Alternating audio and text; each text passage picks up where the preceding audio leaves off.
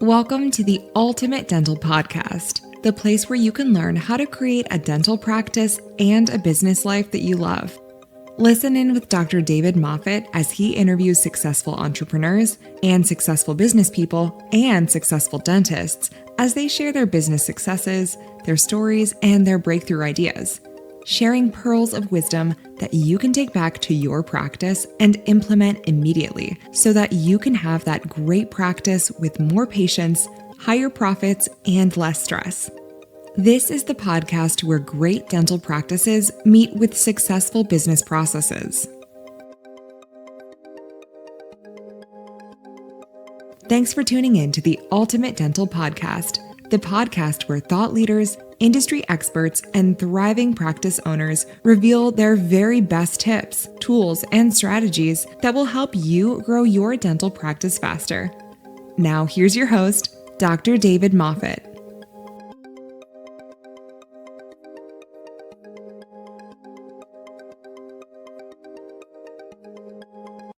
Hi everybody, and welcome to today's episode of the Ultimate Dental Podcast. I'm your host, Dr. David Moffet. I'm in Burrawang in New South Wales in Australia, and it is 9:30 Monday morning. It gives me great pleasure today to welcome Dr. Maggie Augustyn from Chicago. She's just outside of Chicago, and it's Sunday evening over in Illinois. Maggie, welcome to the Ultimate Dental Podcast. Thank you very much, David. Thank you for having me. Now, Maggie, thank you for spending the time. I know you're a very busy person, and you and I have been connected on Facebook and LinkedIn, I think, for a few years, but in the lurking, we've never actually spoken, we've never actually communicated until I saw a video where you posted that you considered yourself a perfectionist, which a lot of dentists do, or not a lot of dentists, but there's a number of dentists who consider themselves perfectionists, and that you wanted to capitalize on that thought of being a perfectionist and improve yourself. And so you set about improving your education and gaining 3 fellowships. And so that was what attracted me to reach out and say, let's have a chat about that on the Ultimate Dental Podcast, because I found that very fascinating, because a lot of dentists that I've met or encountered in dentistry just rely on their first degree and that's about it, and they don't do anything else. And then there's others who do practice management and skills education, but not so much with the fellowship attached to that. So to commit to not 1 fellowship, but 3 fellowships, that's a lot of work. And I thought there's somebody who's really passionate about being a dentist and being a clinical dentist and being as good as you possibly can be. Is that a good summation so far?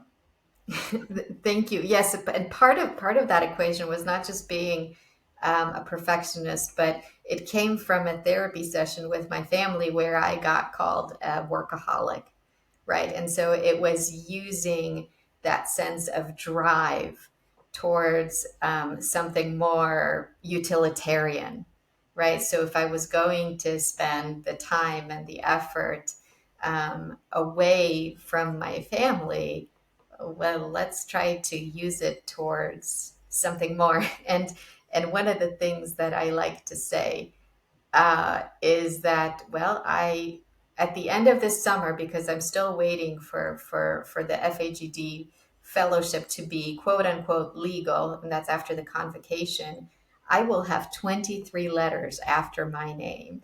And so I don't know, that sounds kind of neat. I mean, I think maybe superior in some circles, but that certainly does make me feel pretty good about what I have accomplished and amassed in terms of serving my patients.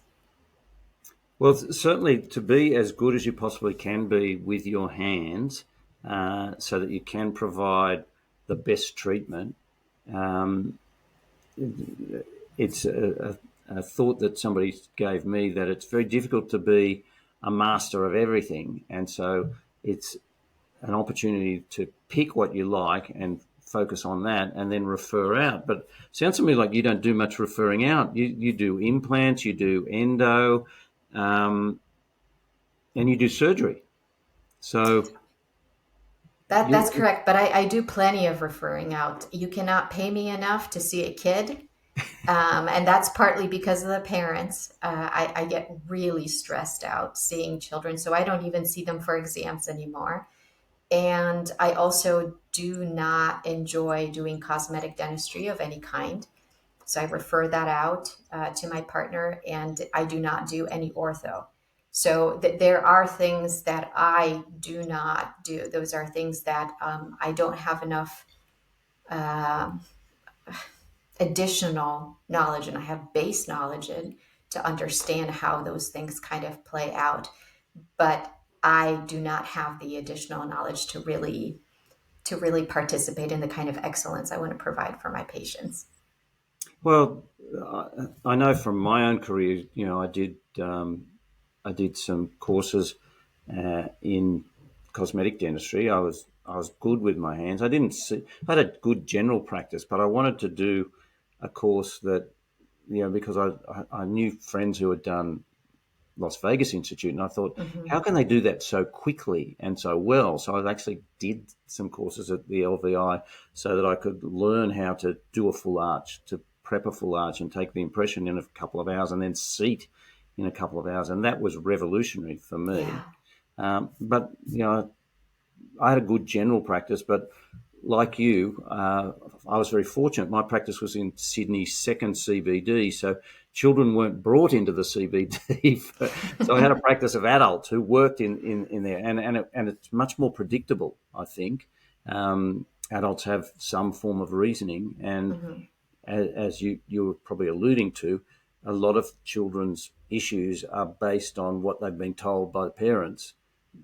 Tell somebody it's not going to hurt, then all the child hears is the last word, hurt, and so they're expecting some form of pain. So it can throw out a busy schedule if you get a child who's not going to cooperate or not going to, it's going to take more time than you've allowed or than they should be given. So I understand that. But as you were explaining it there, you really have specialised in the things that a lot of dentists don't like to do. So there would be people sending surgery and implants and endo to you by the truckload, because those are things that general dentists don't like to do. It takes a specific sort of person to want to be an endodontist or to specialize in endodontics. Well, and I'm not a specialist, so I don't specialize in endodontics, and I am not an oral surgeon either. I am just a general dentist who happens to have a passion for those things. The other thing that I sometimes hear, which is really strange, is every now and again when I interview a dental assistant or an admin for a position in our office, is they'll say something like, wow, I've never seen a girl do these things. I've never seen a girl who loves to do this much surgery. And that's also really strange to hear, and I'm not quite sure how I feel about it. But those are just the things that I have a tremendous amount of passion for. And what's really strange is that in my first rotation in oral surgery in D3 year, when I was watching a post-grad take out a tooth, I actually passed out. And now for me to really spend my days holding a scalpel and a suture kit at least once a day is kind of neat to have it all kind of have unfolded into this reality. How's the size of your hands? Are they equal? Because a friend that's of mine... interesting to think about. Yeah, they are equal. However, my forefinger in my right hand has more arthritis than any other finger in it's bent than any other finger. And my thumb, oh yeah. You know what? I never thought about this. My thumb in my right hand is about a time and a half thicker. Oh, wow. What a strange thing. I never looked at it that way. So a colleague of mine from university became an oral surgeon straight away, and she's quite a small-sized woman. And she said at our every 5 years we have a reunion, she says, look at the size of my hands. My right hand is twice the size of my left hand. She said, I'm just pulling teeth out all day long. And I guess that's yeah, that's why she should learn how to do it with both hands to balance up. But there's something. I love the quest for education. I think that knowledge is power, as long as you use that knowledge. And there's plenty of dentists who do courses but never actually put it to use. They learn all about things that outside of what the dental course gives you, like airways and occlusion and stuff that you have no idea of when you're a dentist. I think basically dental school just teaches you to be a panel beater of teeth, and that's all. And doesn't even teach you how to run a business as well, and we'll get to that. So to actually seek out and do that, you must have been working some fairly long hours if your family started to call you a workaholic, though. Sure. Yes. And this was also during a time that my husband stopped working. So I was the only one working. And we had some dysfunction in our marriage, and I'm pretty open about that. We just recorded a podcast about that on Everyday Practices Dental podcast. And so it was, it was easy to try and find a scapegoat, and I happened to be that scapegoat. And it also wasn't untrue.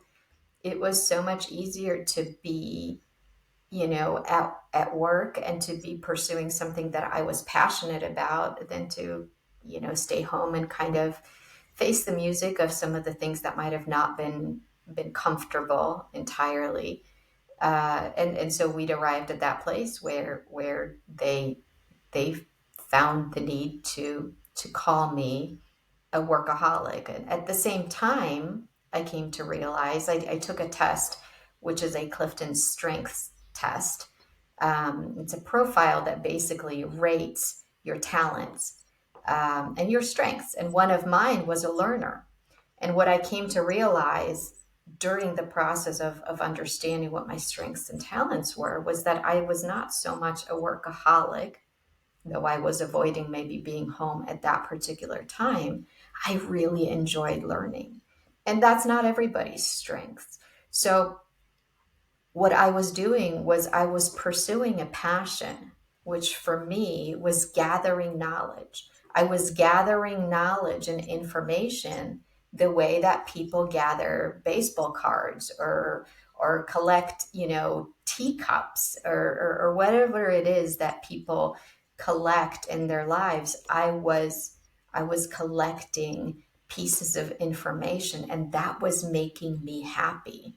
And so when I came to realize that I wasn't really a workaholic, I was just a collector of knowledge, I started to look at myself from an entirely different perspective. And that negative connotation of being a workaholic and the positive connotation of being a learner helped me find more acceptance for myself. And then this idea of learning, well, if you're going to learn, why not do something with that knowledge? And part of the reason why I have 2 fellowships in implant dentistry was because at some point, I would say about 3 years ago, I knew I loved surgery, but I wanted to go back and start placing implants. I started to place implant when my daughter was born, and she's 14 now, 14 and a half. And then I had a specialist friend tell me, stop doing that. Stay in your lane. This is not for you. And I listened to him and I stopped, and then I began regretting it because I was really passionate about that. And so if I was going to start placing implants on patients, the kind of person that I am, I was going to learn everything that I could about this, about the background knowledge, about where they came from, about the why of what materials I was going to use. Some people are going to place implants and all they want to know is what to use and when to use it. I needed to know why I was using what I was using and how to deal with the complications of what was going to happen. And so I went back and I started to read every textbook that I could find. And then I started to take different courses from the different schools of thought that were available. So, including going to Nicaragua to place implants on patients. And along with that came a significant amount of time that I was spending learning and a significant amount of continuing education that I was taking. And from that, I was able to gain those two fellowships. I had learned enough to be able to apply and to take the fellowships and then to go to the convocation ceremony to finally be able to put those letters after my name. So those fellowships allowed you to feel more comfortable with how you practiced dentistry. Correct. But they weren't fellowships, and correct me if I'm wrong, but they weren't fellowships that then allowed you to then teach others in implantology? No, I correct. And everybody does things for a different reason. My interest does not lie in teaching someone else to do it. Plus, for me to have the honor of teaching someone to do something, well, you have to have a certain amount of practice, right? Yeah. Like you can't place 100 implant. This is just my opinion. So please don't misunderstand me. I'm not speaking for anybody other than myself. I can't stand here and teach someone to place implants when I've only placed 100. If I've placed 1,500, then maybe. I do teach people how to find self-acceptance because I have learned to do it, and I have done this for the last 30 or 35 years. That has been my struggle, and I have done a tremendous amount of research on that my entire life, essentially. But implant dentistry is not something that I seek to teach. That's not something that I want to stand behind the podium and talk about. So no, that whatever lied behind these fellowships had nothing to do with me attempting to teach other people about it. You raise a good point there about when are you comfortable as a practitioner? And I remember people saying to me, and I only placed 20 implants in my career, and then I decided it was taking too much of my time. I wasn't enjoying it, and I had somebody coming into my office every 2 weeks to remove teeth, and he wanted to put the implants in. I said, sounds like I can just send them to you. Sure. But somebody said to me, when you place one, they say you've got to place 10. When you've placed 10, they say you've got to place 20. When you place 20, they say it's 50, and the number just keeps getting further and further away. It's kind of like Lord of the Rings, the first episode of Lord of the Rings. That was enough for me. I never went back for any more. Like it was just one fight after another, and then I thought, they still haven't finished this movie, and it was the third fight, and it was over. That's how I saw implant dentistry, and endodontics is I found similar too. Something that can look perfect on an X-ray, and the patient's not taking painkillers, but the patient says that it feels different. Off. And I was told 100 X-rays can look like that, 100 different practitioners, some of them specialists, and you're still going to get 4 to 10% of patients are going to say, I don't like it. And you go, how can you win on that? It was too grey for me. But I wanted to come back to the thing that you said about the family and how the family said that you were a workaholic, and then you dealt with that. But in those sort of situations, and you would know because you've succeeded in keeping the family together, some people would get to that sort of crossroad and they would just throw everything up in the air and say, all right, it's over. And whether it's a work-life imbalance, which is probably how you were doing things, or avoiding, as you said, you're staying at work to avoid the confrontation that could possibly happen at home, or it can be it can be something else. Somebody can be obsessed with sport that they play, and that can take them away from their family. And there has to be a balance. And we were talking about this beforehand. When you said that you had 3 different occupations, and then you said, and I've got a family as well. How did you come to that decision that you needed to reassess what you were giving back to your family? a lot of it came from my husband, and it came from a place of love. But I'll be honest, there was a time that I came home, probably in whether it was late 2023 or beginning of 2024, where my husband and I were just living as roommates. And he said, this is not working. And he said, we've got some options here. We're either going to work on this, and we're going to get back to who we were. And we loved one another. Um, we just weren't on the same page. This wasn't a case of infidelity. This wasn't a case of, one of us having an addiction. That we just fell out of sync. And, he said, we're either going to go through therapy, and we're going to seek help to get back to where we need to be, or we're just probably going to need to find a way to, find happiness outside of being with one another. And I didn't want to go to therapy, because I'm like, oh, this is just another thing that I'm going to have to put on my plate. I need to go to work and get another fellowship. Like I just always assumed he was going to be around, and he was saying, I'm not going to be around forever. And so it was sort of an ultimatum, which I think happens very frequently especially with a driven individual, like a dentist, where the spouse is left at home to kind of pick up the pieces and support us, right? They're just like, okay, this is I'm drawing a line in the sand. I need you. And he didn't present it as like, this is an ultimatum. You're either going to be with me or you're not. He said it in a way of, I love you and I miss you. And I want you to choose me. I want you to choose our family. Um, and it was eye-opening, and I needed to make a choice. And I knew that therapy wasn't going to be easy, and I knew that therapy was going to hurt. And it was going to, and at first I said, but I'm going to hurt you during therapy. And that wasn't necessarily true. I knew that I was going to be hurt during therapy too, because you say some things that need to be said, but they hurt.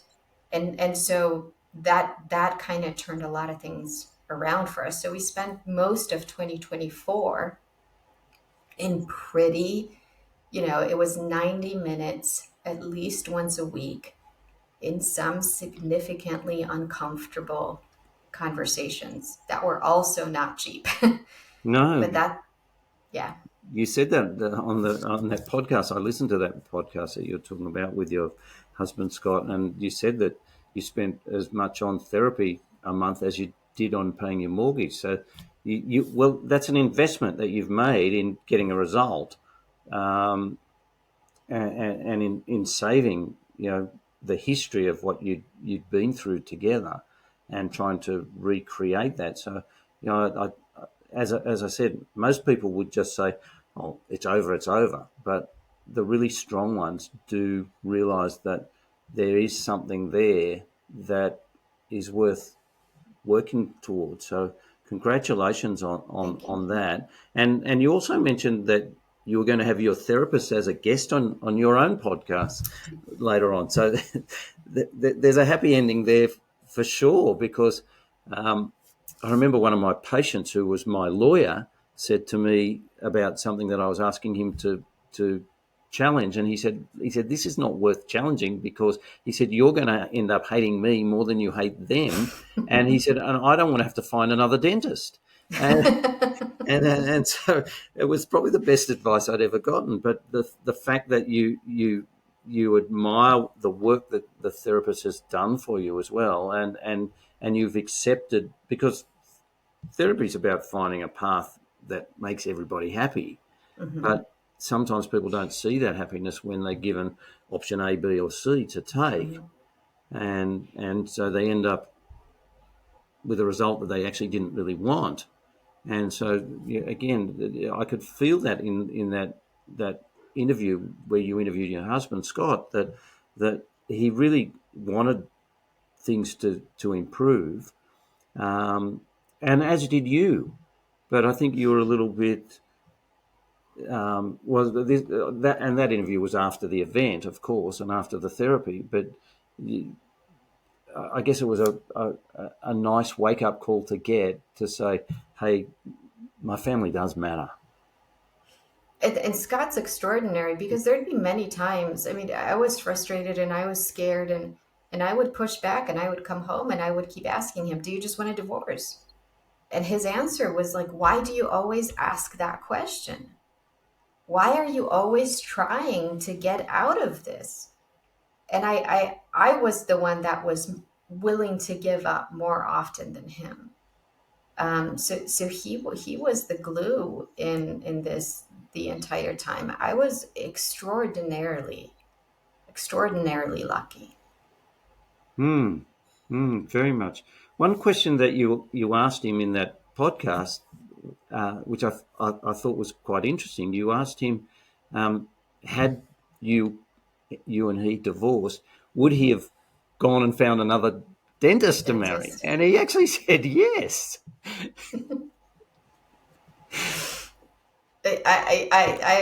Yeah, I good for him. I guess I didn't break him that much. Obviously there's obviously there's an advantage to being the husband of a female dentist in terms of it allows him to do what he likes to do, Mhm. which is have his work and also have his passion for gaming as well. So anyway, congratulations on that. I find that um, just my exposure to your story has been uplifting for me. Just to hear that, because dentistry for a lot of dentists and a lot of people watching this podcast and listening to this podcast will think that sometimes dentistry is a grind, Mhm. and you've met them, I've met them, people who are dentists, and they just feel like it's a 40-year sentence, and they just want to get it over, pay off their student debt, pay off their practice debt, pay off their household debt, and hopefully when they get to retirement, there's something left. And Yeah. it's more than hard. I was talking to David Maddow about this when I first encountered this, and he said, David, it's more than half the dentists in America are in that bucket of just not actually even wanting to be a dentist. And can you imagine being a patient of one of those dentists? Like that's the real disservice, is that patients come to a dentist for trust. And so if that sort of baggage is going on in the background for more than 50% of the dental community, it's no wonder that that dentistry has those incidences of high suicide rate, Mhm. high substance abuse, gambling. It's crazy.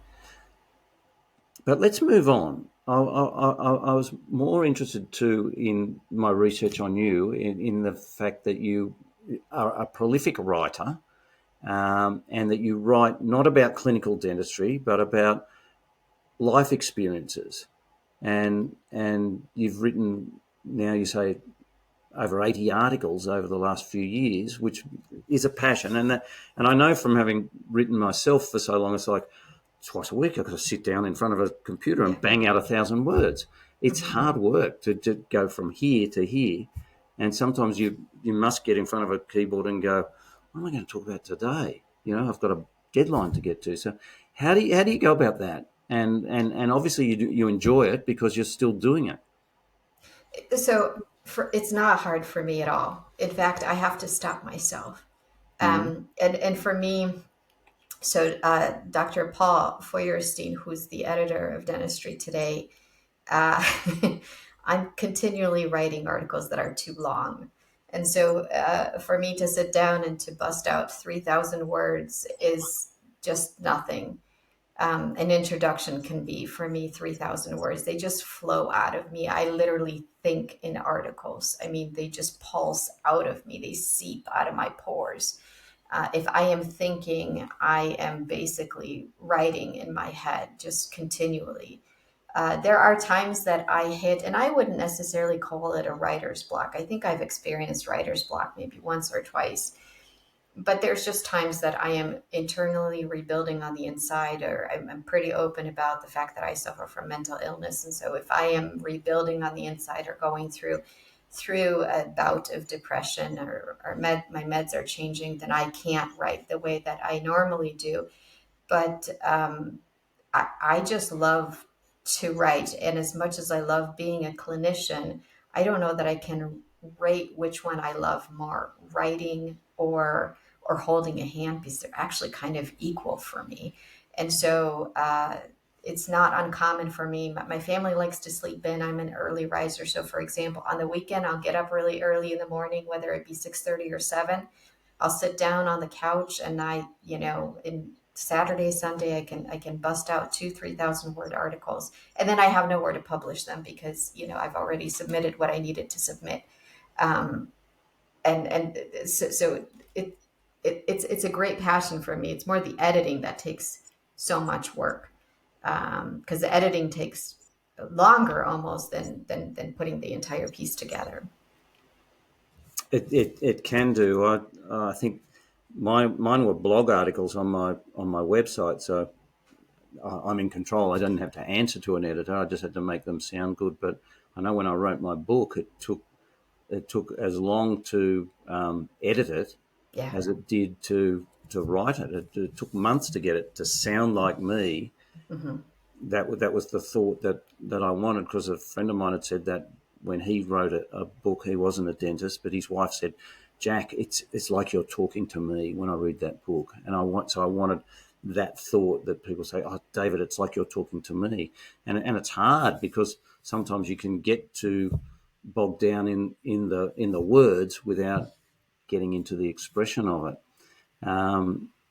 But yeah, sitting on the couch and banging out 3,000 words, that's a talent. We were talking before about your daughter and her artistic talent. Being able to write is a talent as well, and a lot of people can't do that. They just writer's block is there as soon as they sit in front of a computer. They can't even write a letter sometimes. So congratulations to you.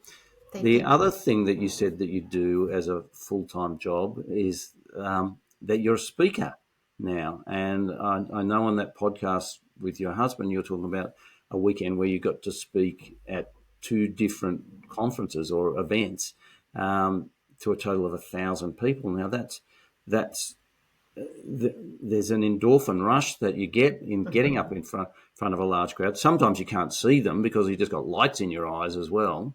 But it's nice.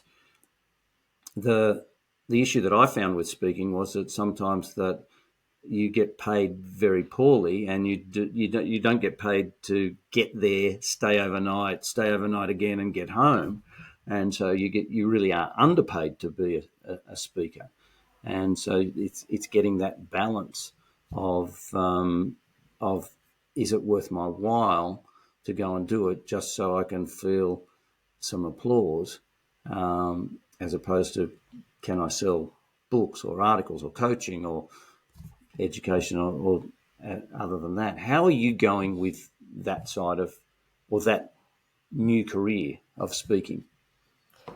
You're right on all of those, and that is certainly what's happened in dentistry, and some of the speakers in dentistry.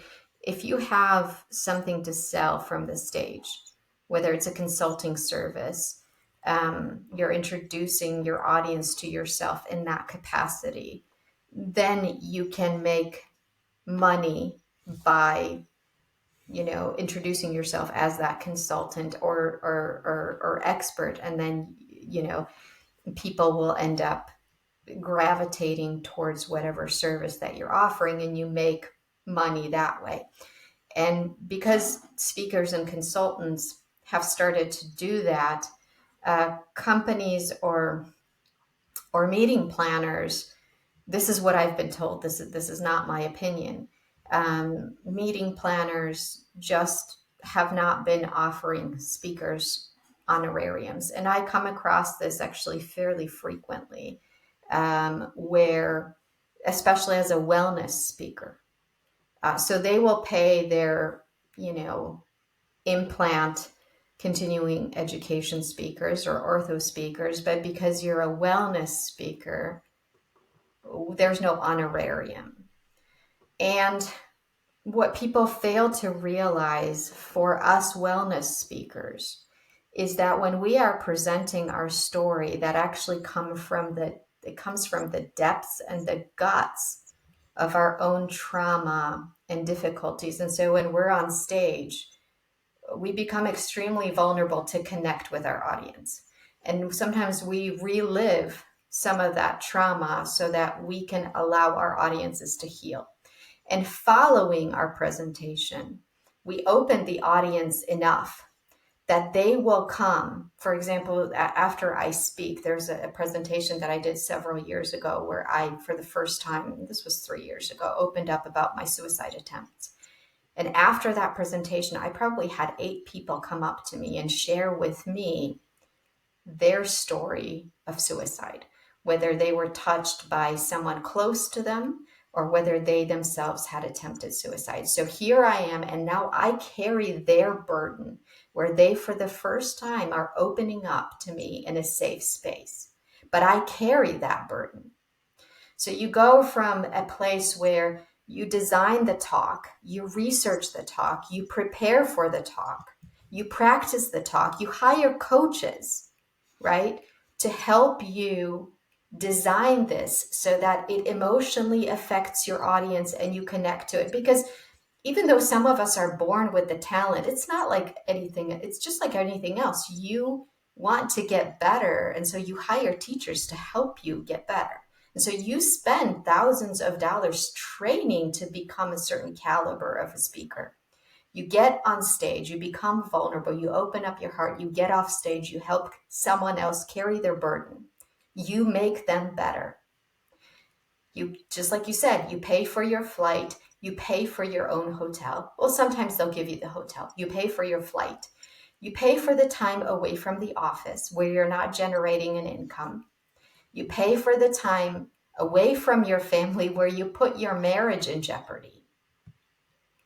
And at the end of that road, you are told there is no honorarium for you, as in you are not worth it. But we want you. Our audience can really benefit from what you have to say. This profession is struggling. People are committing suicide. They don't know where to turn. We want you, but you're not worth it.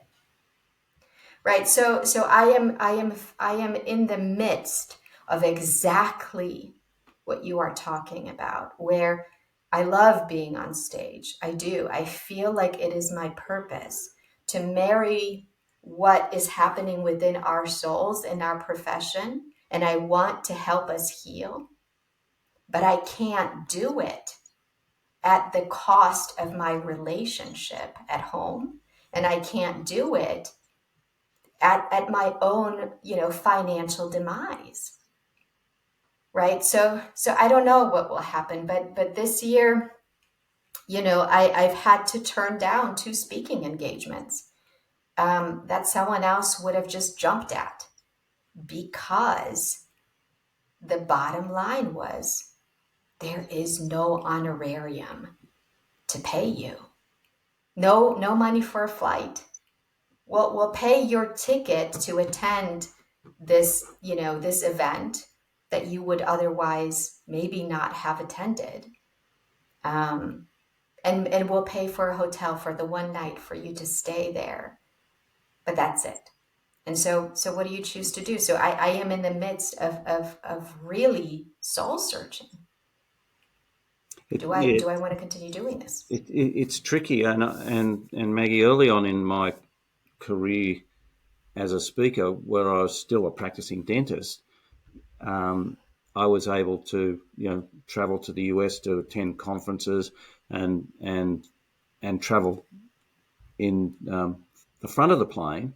And what surprised me was when I saw speakers that I knew who didn't know who I was head down the back of the plane. I'm going, well, hang on, this guy's everywhere, all over dental media, and he should. It's not that much more to be at the front of the plane. He should have been there, and there's an image to be maintained as a presenter, there's somebody to be looked up to, that that you've got to be the organisers have to maintain that image for their presenters. It's not for you to maintain it, but they've got to help you travel comfortably. And I've always been of the thought that if I'm going to work for somebody to coach them and help their business, the return that they're getting is way more. It's hundreds of times more than what they're going to pay me, because that's going to affect their whole company and what everybody in their company does. And I think that we're getting very political here, but I think that the speaking industry and it's the same on television. I've recently found out that people who you see on breakfast TV around Australia, who are experts in their field, are doing it for nothing to build their career or to build their notoriety, but they're not paid anything by the TV channels. That's crazy, because they make so much money, those TV channels. So anyway, this is an off-air topic that you and I can continue on with. But welcome to the world of speaking. Having said that, I did get invited to speak in Europe and present a 90-minute talk in Europe, and they paid me to travel from Australia to Europe business class with my wife, and put me up for not just a night either side of my speech, but they actually put me up 3 extra nights to get over the jet lag when I got there. Wow. As well, which was really nice, and was very well looked after. So there are people out there who will do it, but sadly, as you will know, in all sorts of businesses, when somebody takes the bottom rung and says, I'll do it for only this much, or I'll do it for nothing, all of a sudden it drags everybody down towards that, because they're desperate for the fame, but the fame is not paying. And as you said, it takes you away from your own business, you have dentistry, and it takes you away from your family who really miss you as well. So plenty to talk about there. Tell me about what you speak about when you're on stage. There's 2 subjects that really marry each other really well. One of them that is really popular this year is called "Lie to Me: The Destructive Nature of Self-Comparison," and it's this idea that when we look at other people and what they have, we make up stories about who they are and who we are not. So if you have a certain insecurity about maybe your finances or maybe your physical characteristics, and you see what you want in another person, you start to degrade yourself about who you are based on what you see in another person. And then how those lies destroy us, how those lies are spread, how those lies are perpetuated on social media, and then how to overcome the lies that we tell ourselves and substitute them with the truth of who we really are, and how to live out who we really are without the destructive nature of constantly comparing ourselves to other people. And the second thing that I talk about is this idea that, there's a way of living life with joy and laughter and light. And we think that that's just something that we can aspire to, because we live encased in perfectionism and workaholism. And there's that distinction. And one way of living is living life right, which is with light and laughter and love. And living life left is being attached to the workaholism and perfectionism. And the distinction between the two is taking our imperfection and challenges and chiseling those in stone, where we can re-examine them every minute, every hour, every day, every week, every month. But taking the times of celebration and laughter and joy and putting those in sand where the ocean comes and sweeps them away. And that's how we live our life. But to go from living life left into living life right, we need to switch the two. Of course, it's much easier said than done because we've lived this life. Well, for me, it's almost 5 decades. So you can't just switch them. It's not that easy. And so I ask the audience to at least start to recognize when you're taking your challenges and chiseling them in stone. Imagine getting a negative patient review, and then imagine getting a positive patient review. The positive one, you read it, you don't even read the whole thing and you move on with your day. When you get a negative one, you have breakfast, lunch, and dinner with it, right? Day after day after day. What did you do? You chiseled that in stone. And so even if you were to recognize that you're doing that, you're getting closer and closer into living life right. And so those are the two things that I am presenting on right now in an attempt to marry what lies outside of the operatory into what happens in the operatory, so that we really can live out life as multidimensional human beings. Yeah. It's sadly, as physicians, which is what we are, we have an image sometimes created in our own mind, sometimes created in our patient's mind, sometimes created in society's mind, that we're meant to be this almighty, never wavering person of confidence. Mm-hmm. But while we're building that image or trying to maintain that image, so much is falling by the wayside around us. It can be difficult. I remember I received a patient who was an obstetrician. He had just retired, and in the 4 or 5 years that I treated him, he unwound his personality. Just the tension that was there the first time I met him just gradually unwound, and he became a much more pleasant man once he shed that doctor image. And sadly, he I remember him telling me that he said, "This will be my last visit." He said, "Because my daughter says that I've got a cognitive brain issue that I'm not remembering, that I just said something to her 2 minutes ago, and apparently it's become quite aggressive, and so I'm probably going to be in care in 6 months' time, and I'll never be back." Interestingly, on that topic of being highly wound and highly strung, the weekend that COVID happened in March in 2020, the Australian dental industry had a trade exhibition, and my wife had a display for her business. She teaches dental practices how to answer the phone better. She coaches them, and I was helping her. And the stand next to us was a dental handpiece supplier, and he said, "I used to call on your practice."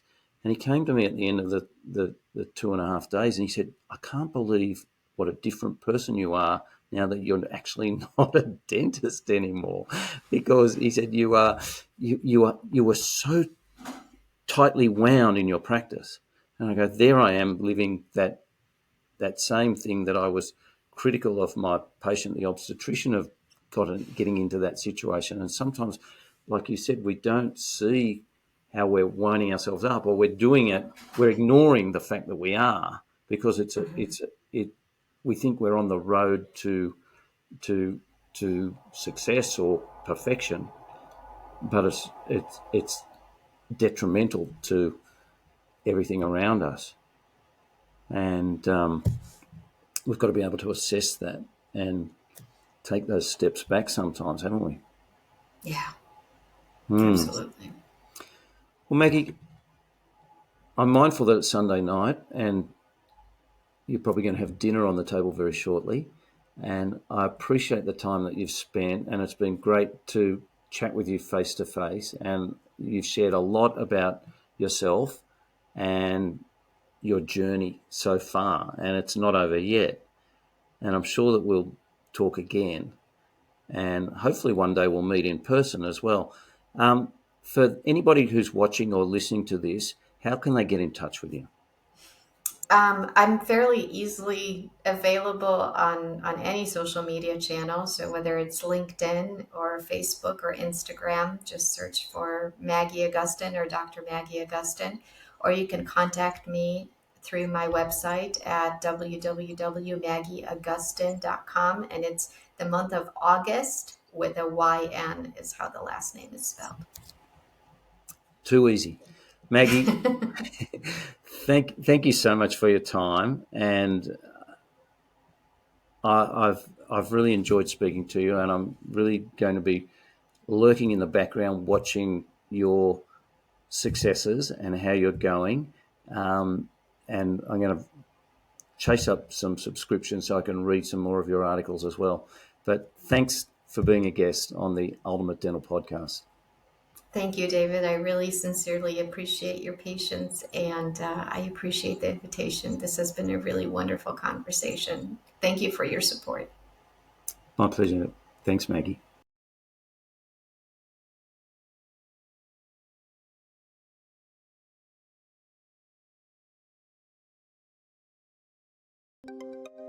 Thank you for tuning in to another inspiring episode of the Ultimate Dental Podcast.